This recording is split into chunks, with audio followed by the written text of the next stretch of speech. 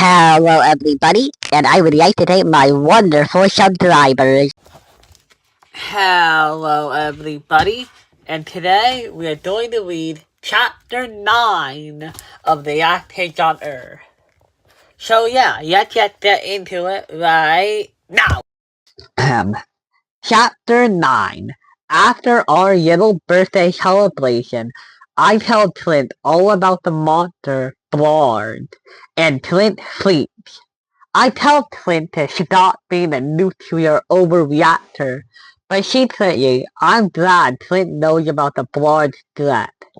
Clint puts his current top secret project on hold, the one we went to Home Depot to get the supplies for, until we could truly arm the treehouse. He had dirt knocked down the back wall to the Robinson garage, so we could get inside without opening it up to the street side of the house. And inside, Clint set up a full-blown intervention workshop. Clint's workshop! Model zombie for attacking gadgets on. Action figure wall. Grappling hook. Old-fashioned popcorn maker. My photos for research. Cheetos bin. Fuzzy mice now inside. Explosive football launcher. Laser frisbees. Spring shoes. While Clint spends his time in the garage working on blueprints for a newly fortified treehouse, Dirk and I keep busy, and time flies. I take more pictures, great pictures. You, blameless, just a little to the left. Some afternoons, Dirk and I just go out and look for trouble. We just explore the ruins of Best Buy today. I wonder if that weird cashier is a zombie now. He was already a zombie. We just watch DVDs on the side of the garage. Bro, we need a catapult. A giant catapult. And a moat. You know, around the treehouse, like a castle. We can put a diving board on the side of the treehouse. I'll start digging tonight.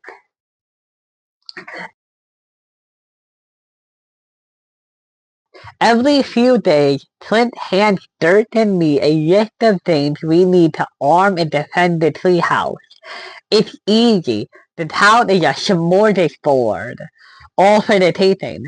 Fireworks, video games, trampolines, everything. Dirk spray paints a giant, almost life-size version of Blard on the side of the neighbor's house. Clint says I need to prepare so the next time I see Blard, it's the last time. And not the last time I see him because he plucks my eyeballs out or something, but the last time I see him, cause I slay him. Remember how I said I look at life like video games? Well, if life is a video game now, it sure feels like Blard is the final boss. And everyone knows you never battle the final boss without being prepared. I sit and stare at that big painting on the side of the house and look at that forehead, the star. What did Arnold say in that movie with the alien? If it bleeds, we can kill it. So while I spend my time practicing rafting away at spray paint Blard, Dirk finishes digging the moat, which is really just a swimming pool that goes all the way around the treehouse. We had to wait for a pretty heavy rain to fill the pool. It's pretty muddy, but still, it's our own moat pool. Whenever Clint takes a break from the plotting and planning, we play swimming pool games, like diving board taps. Clint and I are terrible at diving board taps. I haven't taught a single ball yet. Something goes wrong every time. Either I jump too high, or he throws it in the wrong direction. Ah, come on! Miss. And still, every morning and every evening, I hop in Big Mama and go for my ride. cruising down the street, hollering, June Del Toro, are you out there? June Del Toro, are you out there? Still nothing. I'm not giving up hope. So, anyway, yeah, this is it. This is life now. And on a random night, when the weather is right, Clint and Dirt and I do something different. We stop. We stop adventuring, and we stop researching, and we stop battling monsters, and we just chill out. We make root beer cocktails, and we roast marshmallows, and we sit back, relax, and enjoy the post-apocalyptic summer sunset. Just me and my best friends hanging out in the treehouse at the end of the world. And, oh yeah, this puppy is seriously armed to the teeth. The treehouse at the end of the world. Bottle rocket launchers. Closed nest with night vision telescope. Helipad for RC helicopter. Catapult 1. Catapult 2. Crossbow. Rainwater shower. Zip line. Delay for last minute updates. Also for flying socks. Tool die. Mountain Dew Distillery. Working on perfecting the formula. Currently just hot dog water and doing food coloring. Jack, I thought you said you knew how to make your own Mountain Dew. Were you lying to Clint? Toilet bucket. Electric generator. Armory. Outer defenses. Flat screen TV. Relaxation station. Video games, comic books, and wrist. Crossbow. And don't forget, I know all about being jerked out of these situations. As soon as anything in my life gets good, it completely changes. Something bloody comes to take it away, and I just bet I know what that something bloody is. Blood. My spidey sense is tingling, a buzzing in the back of my brain, telling me that the nightmarish monster is growing tired of waiting for me. That soon enough, blood will come to finish me off. Chapter 10. Clint, what's the holdup? The grilled donuts are almost ready. I'm not waiting for you. It's early afternoon, and I've eaten all the donuts when Clint and Dirt finally come out of the garage, ready to reveal this top secret Home Depot supply project thing.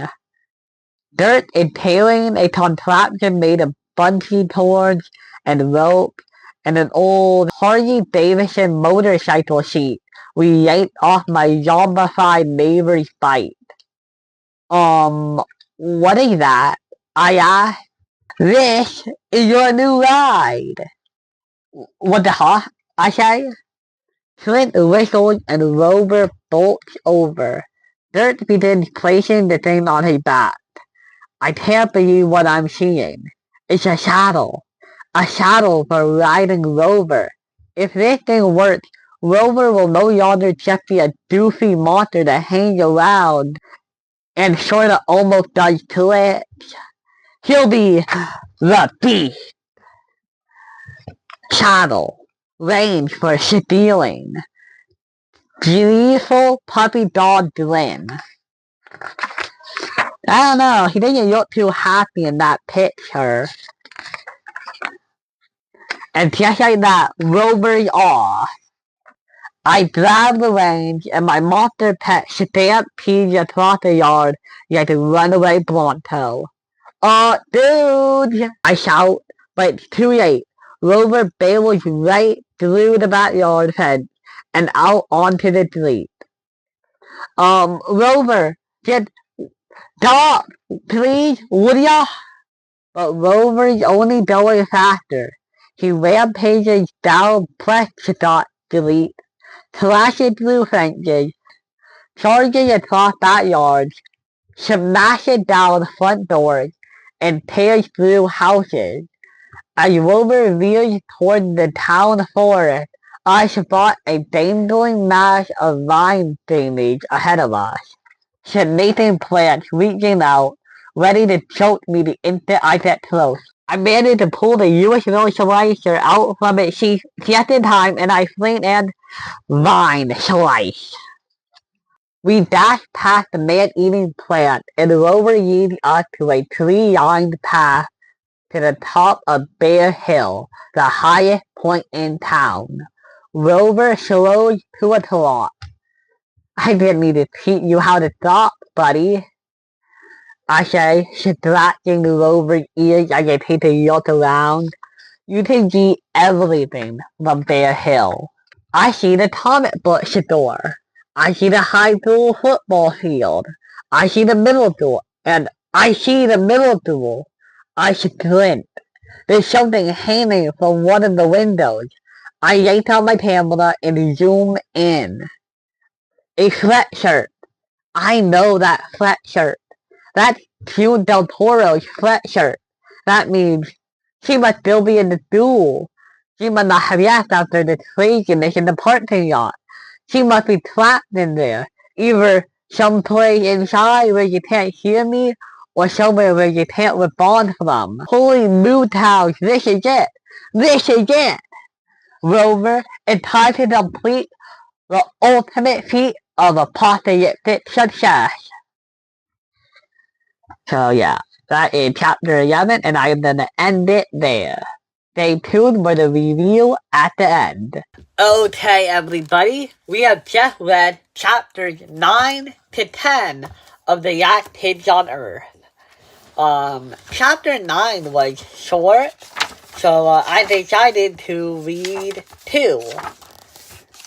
Yeah, also, the recording wasn't short, and with everything that cut out of it, I suspect that the video you're watching now is pretty short too. So yeah, we finally learn what Clint's big project was. It was a shuttle for, Rover. It was a shuttle for Rover. So, that's pretty cool.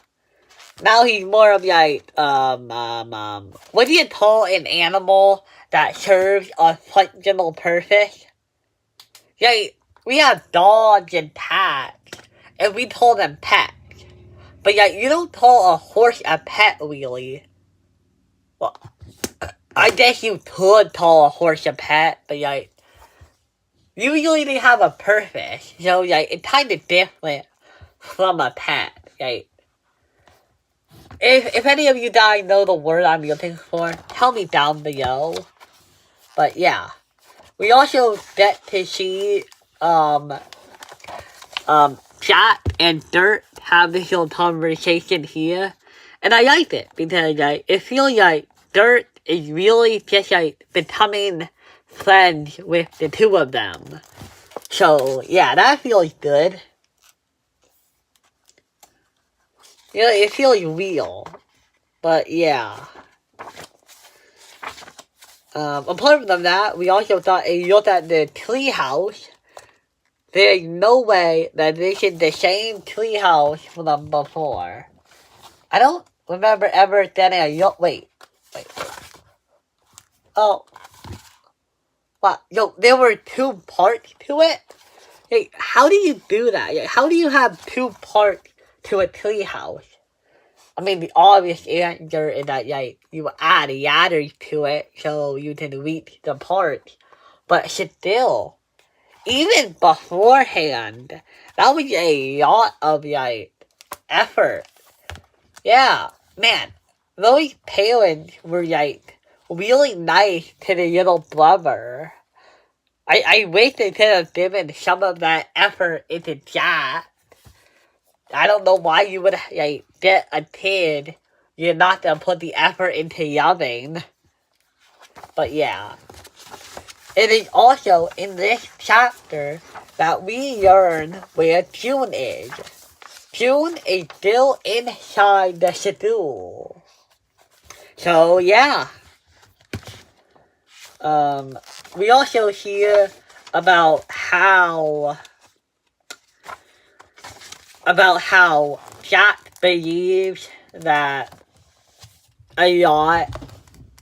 Basically, Jack has a perspective that nothing in his life that is good is going to last because he was a foster kid who got bounced around. So he's kind of worried about all this stuff going away.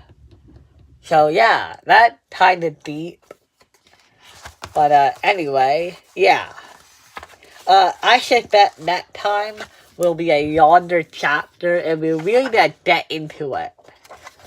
But yeah, this is chapter 10 of the Last Page on Earth. And I hope to see you for chapter 11 next time. Bye!